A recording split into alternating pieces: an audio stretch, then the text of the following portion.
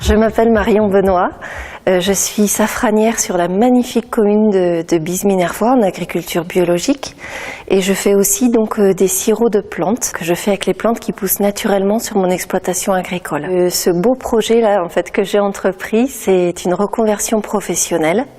Et c'est quand j'ai connu en fait ce beau Languedoc et ce merveilleux Minervois que j'ai eu un coup de cœur extraordinaire.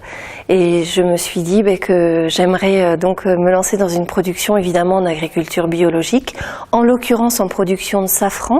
Et donc j'ai fait ce qu'on appelle une reconversion professionnelle. Nous sommes installés donc en agriculture biologique avec des produits labellisés Sud de France sur 2 hectares de terrain, sur lesquels donc moi j'ai planté 2500 mètres carrés de Crocus sativus, crocus à safran. Et sur les 2 hectares qui restent, c'est qu'en fait je fais de la cueillette des plantes qui poussent naturellement sur l'exploitation.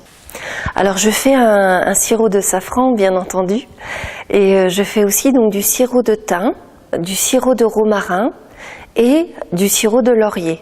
Alors le safran, moi j'essaie de faire un safran qui soit très particulier parce que je lui fais un séchage au feu de bois en utilisant 4 essences de bois bien distinctes. Quant au sirop, j'essaie de faire vraiment des choses qui soient extrêmement concentrées en saveur.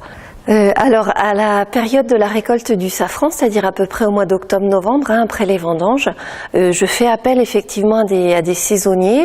Et quant au sirop, je fais appel évidemment aussi à de l'aide extérieure. L'idée aussi derrière tout ce projet, c'était quand même de créer des emplois, bien sûr. J'ai un site de vente en ligne depuis peu de temps. On a un petit point de vente sur l'exploitation.